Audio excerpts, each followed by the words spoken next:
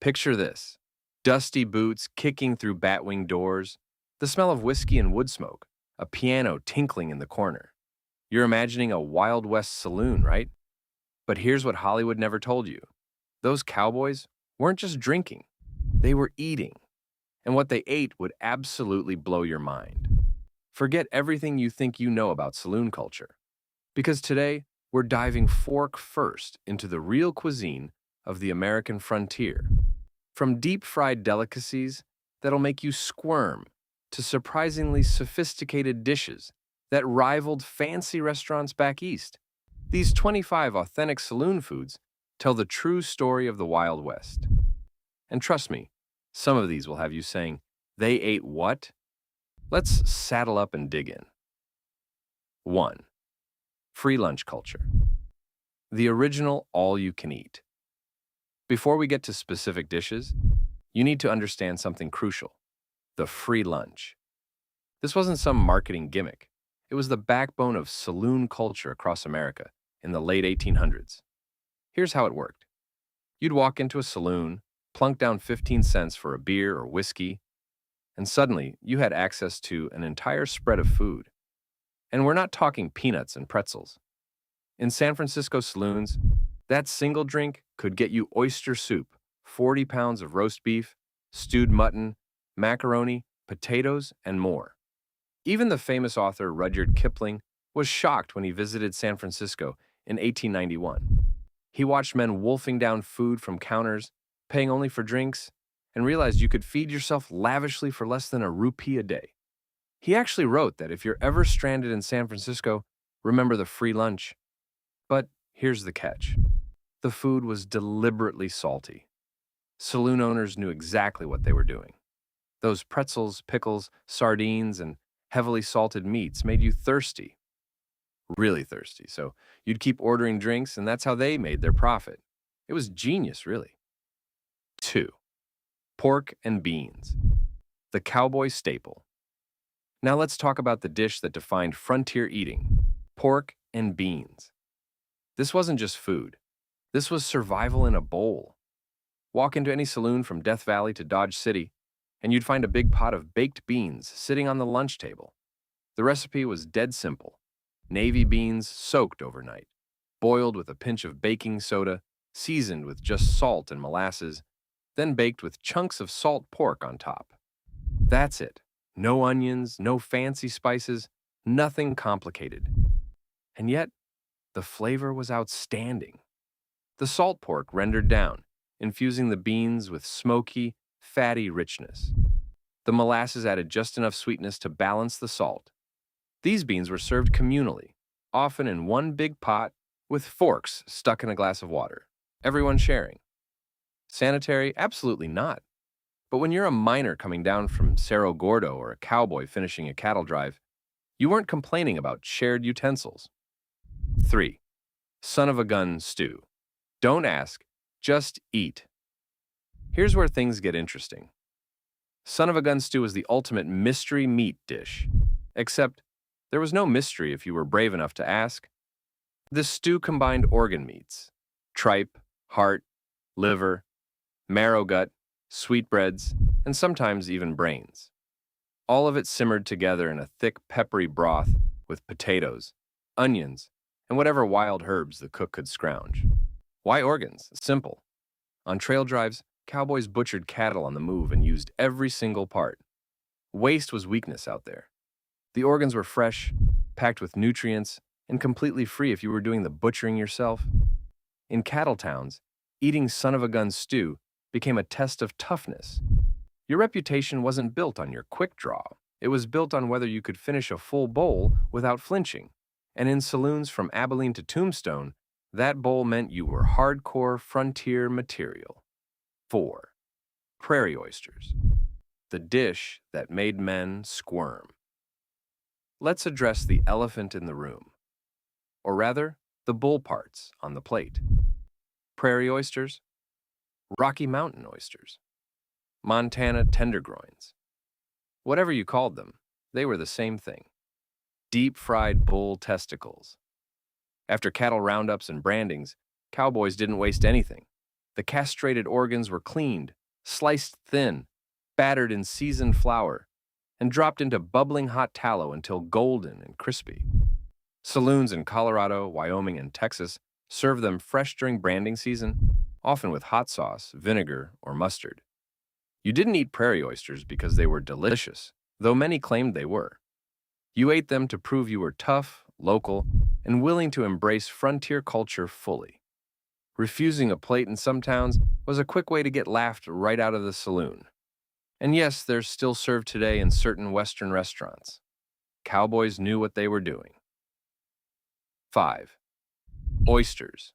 The unexpected luxury. Here's something that'll surprise you. Actual oysters from the ocean were everywhere in Wild West saloons. You don't picture cowboys eating oysters, but they absolutely did. Fresh oysters came in on trains from San Francisco and other coastal cities. In smaller towns farther from rail lines, canned oysters were standard saloon fare. The free lunch spread often included oysters alongside pickles, cold meats, cheeses, and clams. Some saloons even served oyster soup, thick and creamy, ladled from massive silver boilers. Why were oysters so popular? They were seen as sophisticated, they were filling, and they paired perfectly with beer. For miners and cowboys who spent weeks eating beans and jerky, oysters offered a taste of civilization, a reminder that even on the frontier, you could still eat like someone important. 6. Champagne. Yes, really speaking of sophistication, let's talk drinks for a second. Because here's another shocker. Champagne was huge in the Old West. Even in remote mining towns like Cerro Gordo, California, archaeologists found countless champagne bottles. Why? Because you couldn't fake champagne. Whiskey could be watered down, beer could be diluted. But when you heard that champagne cork pop, you knew it was real. Saloons served champagne alongside oysters and fancy French dishes. The Wild West wasn't all rot gut and coffin varnish. If you had money, you could dine like royalty, even in a town that was barely on the map. 7. Whiskey. The good, the bad, and the deadly. Of course, most cowboys weren't drinking champagne. They were drinking whiskey. And there were two kinds. The good stuff came bottled from back east. Old Forester bourbon, Dewar Scotch, brands with actual labels. You paid premium prices, but you got quality. Then there was the local stuff. The whiskey with no name, given colorful nicknames like coffin varnish, cactus juice, tarantula juice, rot gut, and sheep dip. This was locally distilled neutral grain spirit flavored with coffee, chilies, or tobacco, and spiked with strychnine, turpentine, or sulfuric acid for extra kick. Yes, you read that right. Acid and poison. Just enough to give it that burn without killing you outright. If you wanted taste, you bought the expensive bottle. If you just wanted the effect, you took the rot gut and saved your money. Either way, you got drunk. 8. Pickled eggs. The original bar snack. You've seen them in old movies. Cloudy glass jars filled with pale floating eggs, sitting on dusty bar counters. That's no Hollywood invention. Pickled eggs were genuine cowboy snacks, especially for men too broke or too busy to order a full meal. Saloons made them in massive batches. Hard-boiled eggs steeped in brine with vinegar, salt, mustard seed, peppercorns, garlic, and sometimes beet juice for color. After soaking for days or even weeks, they became sour, salty, spicy protein bombs. No fork needed. Just grab one, crack it, and eat. They cost a few cents each and paired perfectly with beer or whiskey. For cowboys on a budget, pickled eggs were fast food, frontier style. Davini, sourdough flapjacks, breakfast, lunch, or midnight. Before diners served pancakes, cowboys had flapjacks. Big, flat, dense pancakes made from wild cultured sourdough starter that some carried in tins tied to their saddles. The batter was simple: fermented starter, water, flour, salt. No sugar. Fried in bacon grease until crispy at the edges and soft inside. The sour tang came from weeks of fermentation. and these pancakes were filling enough to carry you through 10 miles of hard riding. Saloons served flapjacks, morning, noon, or midnight, depending on who stumbled in. They were called sinkers because they hit your stomach like a rock. But that was the point. These were survival carbs, meant to fuel long days in the saddle. 10. Hardtack and gravy, making rocks. Edible hardtack was a survival biscuit made from flour, water, and salt, baked until bone dry. It earned nicknames like toothbreakers and molar chippers for good reason. It could last years without spoiling, but eating it straight was brutal. Saloons knew how to fix that. They'd take chunks of hardtack, soak them in water or broth, and smother them in hot pan gravy made from salt pork drippings, flour, and pepper. Some added chopped onions or bacon for richness. Suddenly, those rock-hard biscuits became soft, warm, and comforting. For cowboys who'd spent a week gnawing trail rations, hardtack and gravy was like a home-cooked meal. 11. Fried calf brains. Waste not, want not. Nothing was wasted on the frontier. Nothing.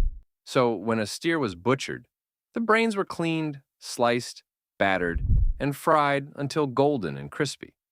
Fried calf brains were served with mustard, onions, or hot sauce. The texture was creamy inside and crunchy outside. The flavor was mild, almost eggy. In towns with German, French, or Mexican influence, where offal was culturally accepted, brains were even considered a delicacy. Some saloons served them with eggs and bread for a kind of brain breakfast. Cowboys who grew up poor didn't flinch. They knew. If it was fried, it was fair game. 12. Buffalo roast. When bison ruled the plains. Before cattle ranches spread across the West, buffalo was king. Plains bison roamed in the millions, and frontier saloons near hunting camps or railways served roasted buffalo as a premium dish. The meat was lean, dark, and deeply flavorful, closer to venison than beef. The most prized cut was the hump roast, incredibly tender when cooked slowly over open flames or in cast-iron ovens. Buffalo roast was a status meal.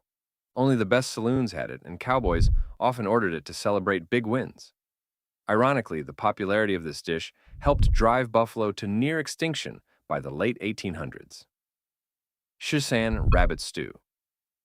When beef was too expensive. When beef was scarce or pricey, saloons turned to rabbit. Light, lean, and plentiful on the plains, rabbit was perfect for feeding working-class travelers. Rabbit stew was made with whatever was available: potatoes, onions, carrots, turnips, wild herbs. The meat was browned in pork fat, then slow simmered until it fell off the bone. In New Mexico and Arizona, some saloons seasoned rabbit stew with chilies, cumin, and garlic, blending cowboy cuisine with Mexican traditions. The result was hearty, warming, and surprisingly complex. 14. Squirrel fricassee, the backwoods delicacy. In wooded frontier areas from Missouri to Arkansas, squirrel meat was not just accepted, it was expected. Squirrel fricassee meant the meat was lightly pan-fried, then simmered in creamy gravy made from drippings, flour, and milk. Served over biscuits or cornbread, it was tender and peppery.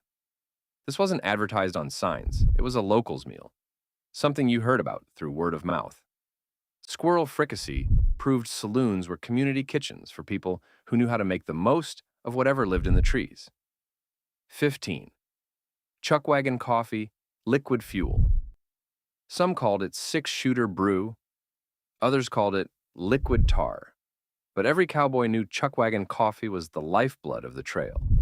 Brewed strong enough to float a horseshoe, coffee was made in battered tin pots using coarse grounds, thrown directly into boiling water.